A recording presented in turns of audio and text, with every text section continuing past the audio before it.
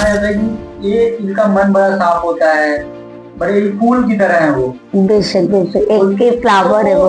इन बच्चों का जब प्यार आपको मिलता है तो आपको कैसा महसूस होता है, कैसा लगता है? मैं इतनी रो नहीं रही हूँ, आंखों में नमी। अपने भाई को पहली बार जनाजा उठते देखा, पड़ी रही थी कि वो पहली मौत थी जो मैंने जिंदगी में पहली बार देखी। समझ में आया कि जो आया दुनिया से जाना पड़ेगा। उनसे स्टेज पे मिलने गई और उन्होंने नकाब स्टेशन को याद रखती, उस मजहब को नहीं याद रखती। Teacher as a Muslim teacher है तो उनको लगता है मराठी आता नहीं है, महाराष्ट्रियन नहीं है। 3, 2, 1 अभी जैसे कि हम आ रहे थे आपके घर आपसे मिलने, सभी बच्चों का प्यार देखने मिला, जैसे कि आपको देखते ही सबा मैम तो बच्चे कहने लगे। तो जब आपको ऐसा प्यार मिलता है बच्चों से, जो कि माना जाता है कि ये इनका मन बड़ा साफ होता है, बड़े फूल की तरह है वो। बेशक बेशक एक के फ्लावर है वो। इन बच्चों का जब प्यार आपको मिलता है तो आपको कैसा महसूस होता है, कैसा लगता है? हाँ, लगता है एक अचीवमेंट किया, कहीं तो किसी के दिल में तो राज किया, बच्चों के दिल में सही किया। क्योंकि जब बच्चे बोलते ना सबा मैम सबा टीचर तो बहुत खुशी होती है और लगता है कि हाँ एक ड्रीम पूरा किया। मेरा ड्रीम तो पूरा हो गया, अब मेरे बच्चों का ड्रीम है तो देखिए वो क्या करते हैं। बहुत खुशी होती है जब बच्चे बोलते हैं और दिल करता है, जहाँ मैं रहती हूँ मेरा दिल करता है कि उन बच्चों के लिए, मैं अपने चौल के बच्चों के लिए कुछ करूँ। अगर इंशाल्लाह मेरी जिंदगी रही और लोग साथ रहे तो मैं यहाँ पर भी अपने बच्चों के लिए टीचिंग क्लास खोलूंगी, जो बिल्कुल जैसे सुबह मैंने फ्री ऑफ कॉस्ट रखा है। तो इंशाल्लाह रहमान मैं अपने चौल के लिए भी एक क्लास का अरेंजमेंट करूंगी जो बिल्कुल फ्री ऑफ कॉस्ट है, जब बच्चे आए पढ़े और जाए। अभी आपने देखा रहेगा कि बिहार के मुख्यमंत्री है जो नीतीश कुमार, जी जी जी। जहाँ पे एक महिला उनसे स्टेज पे मिलने गई और उन्होंने नकाब पीछा। तो आप जब बीइंग अ मुस्लिम वुमेन, आप जब ये देखते हैं तो आपको कैसा महसूस होता है और क्या लगता है? बहुत तकलीफ होती है, बहुत तकलीफ होती है क्योंकि नकाब हमारा मतलब हमारा प्रोटेक्ट है। हम उसको पहनते हैं इसलिए कि हम उसको अपने आप को कवर करते हैं। मैं किसी भी मज़हब के बारे में कुछ नहीं कहूंगी, मगर ये कहूंगी जब हम किसी के मजहब से बैर नहीं रखते हैं। मुझे इकबाल का वो शेर याद आ रहा है कि जहाँ पे कहीं हम किसी से बैर नहीं रखते तो फिर आप अपने साथ क्यों बैर रखते हो। हम आपस में मिलकर रहे, यही हमारी कम्युनिटी है। अगर नकाब है, अगर हम कहें कि जो भैया लोग होते हैं उनके यहाँ क्या रिवाज है, जब नई दुल्हन आती है तो पूरा लंबा घूंघट डालती है, तो उनका घूंघट कोई नहीं उठाता है। उनका भी तो घूंघट उठाना चाहिए कि भाई कौन है उस घूंघट के अंदर। हम रेस्पेक्ट करते हैं, हाँ भाई किसी की भी मजहब हो, चाहे वो दिवाली हो, दशहरा हो, क्रिसमस हो, ईद हो, हम ये बोलते हैं कि हम भारत में रहते हैं, भारत हमारा वतन है, वतन मेरा इंडिया, कजन मेरा इंडिया, और इसमें रहने वाले सारे लोग हमारे हैं। तो फिर ये क्यों, ये सिर्फ पॉलिटिक्स है, आवाम को गुमराह करने के लिए, उनको आपस में लड़ाने के लिए। तो मैं पॉलिटिक्स से यही कहूंगी, मैं एडवाइस सबको ले रही हूँ, ये कहूंगी कि प्लीज आप एक खेल मत खेलिए, मजाहिब के नाम पर मत खेलिए। आपको अपनी कुर्सी प्यारी ना, आप जो करना कीजिए, लेकिन मजहब के नाम पे प्लीज इंडिविजुअल मत कीजिए। क्योंकि जब हम कम्युनिटी में रहते ना तो हम हिंदू मुस्लिम सिख ईसाई नहीं करते। आप हमारे गली में आके देखिए, जब दिवाली होती तो भी हम मिल के रहते हैं, क्रिसमस आता है तो भी हम मिल के रहते हैं, हमारा ईद आता है तो वो भी हमारे साथ मिल के रहते हैं। तो ये नफरत कौन पैदा कर रहा है, कुर्सी वाले पैदा कर रहे हैं। तो ये चीज बिल्कुल आपने सही कहा कि ग्राउंड पे तो हिंदू मुस्लिम क्रिश्चियन सब मिलकर रह रहे हैं, साथ में त्योहार सेलिब्रेट कर रहे हैं, कुछ ऐसा गलत नहीं सोच रहे हैं एक दूसरे के बारे में। लेकिन जो पॉलिटिशियंस हमें उनकी सोच उनके बर्ताव देखने मिलते हैं, वो कहीं ना कहीं दिल को तकलीफ पहुंचाता है और ये कहीं ना कहीं सेकुलरिज्म और डाइवर्सिटी को तोड़ता है हमारे देश, जबकि हमारा देश ऐसा है नहीं। और हमारे भारत जैसा देश तो मैंने कहीं नहीं देखा है। नहीं, तभी तो ब्रिटिश कह के गए सोने की चिड़िया है। तो जैसे आप पढ़ाते हो जाए तो आप देखते रहोगे कई मजहब कई कास्ट के बच्चे आकर पढ़ते हैं नन्हे मुन्ने छोटे छोटे। तो ये अलग अलग रिलीजन के अलग अलग कम्युनिटी से आए कास्ट है, बच्चे आगे पढ़ रहे हैं, तो आपका क्या आपका सोच रहता है जब आप ऐसे बच्चों को देखते हो अलग अलग कम्युनिटीज के, तो आप कैसे एज अ टीचर आप उनको कैसे देखते मैं अपने प्रोफेशन को याद रखती हूँ, उस मजहब को नहीं याद रखती हूँ। हो? क्योंकि मैंने कहा ना, जब मैं कदम रखती हूँ तो मैं भूल जाती हूँ कि पीछे मेरी कोई जिंदगी है। तो वहां पे चाहे वो मराठी का बच्चा हो, चाहे मुस्लिम का बच्चा हो, चाहे वो सिख का बच्चा हो, चाहे वो ईसाई का बच्चा हो, मेरा काम उसको शिक्षा देना है। मैंने एक बार सुबह मैम से भी कहा था कि एजुकेशन पे हम लोग मजहब को नहीं डिवाइड करेंगे, आज ऐसा है तो कल वैसा है, ऐसा नहीं करेंगे। मैम ने बोला बेशक, क्यों, हम मजहब के नाम पे नहीं करेंगे। तो हमारे यहाँ हर कास्ट के बच्चे आते हैं। हाँ, लोगों को थोड़ा इफेक्ट होता है, क्योंकि जब वो देखते हैं कि एज ए मुस्लिम टीचर है तो उनको लगता है मराठी आता नहीं है, महाराष्ट्रियन नहीं है, पढ़ाई लिख नहीं, वो मराठी भाषा नहीं, तो वो लेकिन लोगों को होता है, आपस में होता है। लेकिन जब एक हफ्ता 10 दिन जाता ना, तो वो लोग खुद बोलते हैं नहीं आप एक नंबर टीचर हो। वो खुद मुझे बोलते हैं कि आप एक नंबर हो। तो मैं वही बोली कि आप मुझे मत देखिए, मेरे नाम पे, मेरे मजहब पे नहीं जाइए, मैं यहाँ पे टीचर हूँ, आपको प्रोफेशन।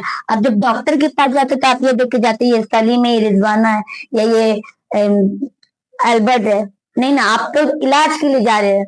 तो उसी तरह से टीचर, ये प्रोफेशन को भी मजहब के नाम पर मत बांटो प्लीज। कलर बांट दिए, देशभक्त को तो सब नाम से बांट दिए, तो आप प्रोफेशन को मत बांटो कि मुस्लिम टीचर नहीं पढ़ाएगी, क्रिश्चियन टीचर पढ़ाएगी। प्लीज, मैं मोदी सरकार को भी बोलती हूँ कि प्लीज और नफरत की आग मत जगाओ। जो देश है हमारा, उस देश को हमेशा नाम ऊपर रहने दो। जैसे कि आपकी सोच बड़ी बड़ी अच्छी है और बड़ी सोच है, तो ये परवरिश भी कहीं ना कहीं मैटर करती है कि आपका बचपना कैसा रहा, और मम्मी पापा से आपने क्या सीखा कि आप ऐसे शख्स बन पाए जो समाज में जा करके इतनी अच्छी सोच को बढ़ावा दे रहा है, जिससे कि बच्चे सीखेंगे और अपने अपने जीवन में, अपने फ्यूचर में वो अपनाएंगे। तो आप, क्या था आपका बचपन, क्या ऐसी चीजें थी जो आज शबा मैम बन पाए, जरा इसके बारे में। मेरा बचपन बहुत खूबसूरत था, बहुत खूबसूरत, क्योंकि मेरे घर की मैं सबसे छोटी बेटी थी। तो मेरे को मेरे मेरे माँ बाप ने मुझे बहुत प्यार दिया, और ऐसा प्यार दिया कि आज भी उस प्यार को याद करके मैं रोती हूँ। वो मेरे खुशी के पल है, खुशी के आंसू है, क्योंकि मेरे वालिदैन ने मुझे अच्छी तालीम दी, अंजुमन गर्ग से मुझे पढ़ाया, यूनिवर्सिटी से मेरा 12वीं हुआ, और प्रॉब्लम बहुत आए थे लेकिन हमने सब मिलके सरवाइव किया। लेकिन प्यार बहुत मिला, इसलिए इतना प्यार मिला कि छोटी थे, और मम्मी पापा बहुत लाड में रखे, बड़ी बहन ने भी बहुत प्यार किया, भाइयों ने बहुत प्यार किया। इसमें मेरे बड़े भाई का बहुत बड़ा रोल रहा कि वो आज नहीं है इस दुनिया में। हाँ, मगर उन्होंने मुझे, वो कहते थे जो तुझको बनना है ना वो बनना, मैं बनाऊंगा तुझे। तो कभी मैंने सोचा ही नहीं कि वो बहुत जल्द इस दुनिया से चले जाएंगे। जब मैं पढ़ ही रही थी, उतना मुझे अच्छे से याद नहीं, मैं पढ़ ही रही थी, उनके जाने के बाद जिंदगी को समझ में आया कि जो आया दुनिया से जाना पड़ेगा। एक सुनने का, एक प्रैक्टिकली देखने का, मैं मानती हूँ बहुत अलग व्यू होता है। हम बहुत सुनते हैं परियों की कहानी, लेकिन अगर रियल में कोई परी आ जाए तो उसका अनुभव ही कुछ और रहेगा। तो रियल लाइफ वही था कि सुना था लोग मर जाते हैं तो पैदा होते हैं, लेकिन जब अपने भाई को पहली बार जनाजा उठते देखा तो बहुत तकलीफ हुई। उससे ज्यादा तकलीफ अपनी वालदा का इंतकाल हुआ, क्योंकि उनको, अपनी वालदा को मैंने अपने हाथों से नहाया है। तो वो कहीं ना कहीं मेरी माँ ने मुझे मजबूत किया। अभी तक मैं इतनी रो नहीं रही हूँ, आंखों में नमी है, लेकिन वो आवाज, वो वक्त नहीं है मेरी आंखों में, सिर्फ नमी है। मैं बात नहीं कर पाती थी, बहुत जल्दी मेरी बॉडी ट्विंकल करने लगती थी, तो वो उनकी ताकत है। तो उन्होंने बहुत प्यार दिया, देर से उठना, जल्दी सो जाना, कभी भी कुछ कर लेना। और मेरी मम्मी ने मुझ पे ब्लाइंड फेथ किया, क्योंकि 10वीं होने के बाद ना मेरे पापा की कंडीशन, माली हालत इतनी अच्छी नहीं थी, और वो बोल रहे थे कि क्या होगा, पढ़ा के छोड़ो, हटाओ, हो तो गया, 10वीं कर ली। मेरी मम्मी ने ब्लाइंड फेथ के कहा कि नहीं, इस जमाने में, आज भी जमाना वही है, हर जमाने में लड़कियां खराब होती हैं। ये नहीं बोला जाएगा कि आज के 20वीं सदी में, 19वीं सदी में, 17वीं सदी में लड़कियां खराब नहीं थी। आज भी लड़कियां अच्छी हैं, कल भी लड़कियां थी। मुझे एक डर होता माँ बाप, आज मैं एक माँ हूँ, मुझे भी डर है मेरी लड़की खराब, तो फिर मेरे माँ बाप को भी डर था, तो वो प्रोटेक्ट के लिए मेरी मम्मी ने मुझसे कहा कि देख, मैं पूरा फ्रीडम दूंगी, लेकिन कभी भी गलत कदम मत उठाना जिससे तेरे माँ बाप का सर नीचा हो जाए। तो आज मैं नहीं हूँ, लेकिन कोलकाता में मेरी माँ का सर आज भी फक्र से है कि सबा, रबील सबा, सबा शेख से आज वो लाइफ, अपना एक मुकम्मल लाइफ जी, जहाँ आज लोग उसकी स्टोरी सुनेंगे। कभी मैं सोचती थी ख्यालों में कि जिक्र हो मेरा कहीं, आज कवि सर के साथ ये दास्तां में पूरे लोगों से बयान कर रही हूँ।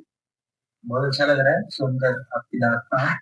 और मैं ये जानना चाहूंगा कि जिस डर की आप बात कर रहे हैं, कि ये डर जो एक लड़की को माँ बाप बताते हैं कि ये डर एक कौन सा डर है जो समाज माँ बाप के अंदर ला रहा है, आप जरा बताएं इसको। वो डर ऐसा था कि जैसे कि ऐसे कोलकाता में आज है कि नहीं है मुझे नहीं मालूम, क्योंकि 13 साल हो गया मैं बम्बई में हूँ। मेरे घर से ऑर्डर था कि 8 बजे के बाद लड़की बाहर नहीं जाएगी, लड़की अकेले कहीं नहीं जाएगी, कहीं भी जाएगा तो उसका एडवाइजेड कोई भी रिलेटिव उसके साथ होना चाहिए। तो ये सारी चीजें थी, और बहुत डर इसलिए था कि पता नहीं, उनके सोच ये थे कि कहीं लड़की जाएगी तो कुछ हो जाएगा उसके साथ, ऐसा ना हो जाए जिससे मैं अपने पेरेंट्स, मतलब उनके भी ऊपर पेरेंट्स थे ना उनके, तो उनके सामने नहीं कि देखो मेरा बेटा कोलकाता में जाए, क्योंकि मेरे पापा बिहार से थे, मुजफ्फरपुर से थे। तो मेरे पापा, मेरे दो जो दादा थे वो अपने मुजफ्फरनगर के चौधरी थे, तो वो उनका एक रिस्पेक्ट था। तो वो होते थे कि ये ना हो कि कहीं कि वो अपने बाप दादा का नाम खराब नहीं करे कि कोलकाता में जाके वो शिफ्ट हो गया है, बच्चों को आला तालीम दे रहा है, क्योंकि कहीं ना कहीं उस दौर में भी लड़कियों को पढ़ाना बहुत मना था। रिसोर्सेस थे, लोग पढ़ रहे थे, लेकिन कई छोटी छोटी जगह जो थी ना जहाँ कोलैप्स था, आज भी लोग कोलैप्स है। कोई पैसे से मजबूर है, कोई फैमिली से मजबूर है, कोई फ्रीडम से मजबूर है। मजबूरी, मैंने कहा ना, हर दौर में हर चीज सर्कुलेशन रहा है, लेकिन उसको रिप्रेजेंट करना अलग दौर में अलग कहानी। हाँ, अभी आप मानपुर के एरिया मंडाला में है, हाँ। तो यहाँ पे आपने कहा जैसे कि मुझे भी डर है, मैं माँ हूँ, तो यहाँ पे किस बात का डर है आप? नहीं, डर वो, आज डर को थोड़ा और एक्सप्लेन करूंगी। क्योंकि आपको भी 2 लड़की हैं, हाँ, वो डर क्या है आप जरा हाँ बताइए। एक्सप्लेन करूँ। वो डर ये है कि लड़कियां रात में जाएंगी तो लड़के छेड़ेंगी, लड़के आवाजें मारते हैं, उल्टी सीधी कलमे बोलते हैं, उनका सेंटेंस बोलना उनका नॉर्मल है, वो एज है। शायद मेरा बेटा होता तो वो भी ऐसा करेगा, बोल सकता है, एज होता है एक। लेकिन तालीम होती है, जो होता है ना एनवायरमेंट, तालीम। तो मैं ये कहूंगी अपने बच्चों को एक अच्छा एनवायरमेंट दो, एक अच्छी तालीम दो। वो बाहर का जितना भी सुने ना, वो लेफ्ट ईयर से बात करो। क्यों, जब वो घर आएंगे तो आप ही साथ में हो ना, रिलेटिव में भी आप ही साथ हो, फ्रेंड सर्कल में भी जा रहे तो आप फ्रेंड देख के करो। ऐसे फ्रेंड्स मत पैदा करो जो उसको गलत रास्ते में जाए। अब मेरी 2 लड़की है, अब वो उसकी बेटी, मेरी बेटी की कुछ फ्रेंड है, ड्रिंकर है, अब मैं बोली जा बेटा तो उसके साथ जा, तो मैं राइट मम्मी हूँ? नहीं ना। तो डर ये, मेरा भाई भी इस टाइम में काम किया बाहर, मेरी मम्मी बहुत डरती थी, कहीं जा रहा है कहीं सिगरेट ना पी ले, कहीं ड्रिंकर ना हो जाए। वो बेटी के साथ तो था, लेकिन बेटी के साथ भी था। एक आप कहना चाह रहे हैं कि कहीं ना कहीं इन्वायरमेंट और एक फ्रेंड सर्कल, जो संगत होती है, हाँ, वो बहुत ना कहीं असर करती है, बहुत असर करती है, बहुत असर करती है। तो वो हम लोग का फ्रेंड्स बैकग्राउंड जो था, हम लोग का बहुत अच्छा था। हर फ्रेंड्स मेरे घर पे आते थे, मेरे मम्मी पापा से मिले हुए थे। भाइयों के भी ऐसे थे, हमारे भाइयों के फ्रेंड्स को हम लोग भाई करके बुलाते थे। ऐसा कोई नहीं था कि तू हिंदू नहीं आ गया। मेरे भाई के कितने दोस्त नन मुस्लिम थे, फिर उनकी गर्ल्स भी फ्रेंड थी। मेरे मम्मी पापा ने कभी ऑब्जेक्शन, इतना है कि मेरे मम्मी पापा ने कभी ऑब्जेक्शन नहीं किया, फ्रीडम दी, लेकिन लड़कियों को थोड़ा कम मिला। लेकिन मैं अपने यहाँ पे अपने हस्बैंड के बारे में बताऊंगी। मेरे हस्बैंड ने मुझे फुल फ्रीडम दिया, फुल। यहाँ तक उन्होंने मुंबई के, जैसे कहता था ना मुस्लिम फैमिली में, कहता था लड़कियां जा रही है तुम यहीं खड़ी रहो, यहाँ से कहीं मत जाओ, गाड़ी भाई बुक कर रहा है, टिकट भाई कटा रहा है, कुछ भी हो रहा, बस हम लोग एक कठपुतली की तरह उसमें सरवाइव कर रहे थे। यहाँ मेरे हस्बैंड ने मुझे क्या बोला, पहले ही दिन मानपुर स्टेशन पे ले गए, मुझे खुद से टिकट कटा। तो वो कहीं ना कहीं मेरे दिल में उनके लिए जगह बनती गई कि ये मुझे इतना फ्रीडम दे रहे। मैं रात के अगर 12 बजे भी आऊं ना, तो मेरे हस्बैंड ये नहीं बोलेगा आप कहाँ से आ रही हो, ये बोलेगा खाना खा के आई हो, ये पूछेगा खाना खा के आई हो, खाना नहीं खा के, खाना है घर में खा लो। तो ये अचीवमेंट है मेरे हस्बैंड का मेरे साथ। मैम जैसे आज के समय में देख रहा हूँ, तो आपके हस्बैंड, आपने जैसे बताया, आज के समय में देखा हूँ कि हस्बैंड वाइफ में विश्वास बहुत कम रह गया है, तो ऐसे रिलेशन टूट रहे हैं, तलाक हो रहे हैं, काफी सारी चीजें हो रही हैं। तो ऐसी क्या चीज है आपके और आपके हस्बैंड में, क्या भरोसा है और क्या विश्वास है जो आप इतना वो आप पर भरोसा कर पाते हैं और आप उस पर इतना प्यार दिखा पाते हो, जरा उसके बारे में बताइए। मैंने कहा ना, मेरा एक, जब मेरी शादी हो रही थी तो मैंने कहा ना ब्लाइंड लव है, क्योंकि सबने बहुत मना किया था, फिर मैंने शादी के लिए हाँ किया। मैंने ये कहा कि गॉड इज पर, अल्लाह को किसी ने देखा है, नहीं देखा ना, तो उसी तरह से मैं उनको बिना देखे शादी करी, जैसा भी लग रहा है, लूला है, एज वाइज भी है। सबने कहा थोड़ा एज का हम लोग में डिफरेंस है। मैंने कहा सब चलेगा, मुझे बम्बई में है ना, बस मुंबई, मुंबई सिटी। मेरे पापा का याद आता है, मेरे पापा मुझे बोलते थे, मेरा 2-3 महीने का गैप के बाद शादी हुई थी, रिश्ता लगने के बाद। तो मेरे पापा बोलते थे वो मुंबई की हीरोइन बन गई है। तो वही हुआ, आज मैं सच में पापा, आई मिस यू, आज आपकी बेटी सच में मुंबई की हीरोइन बन गई।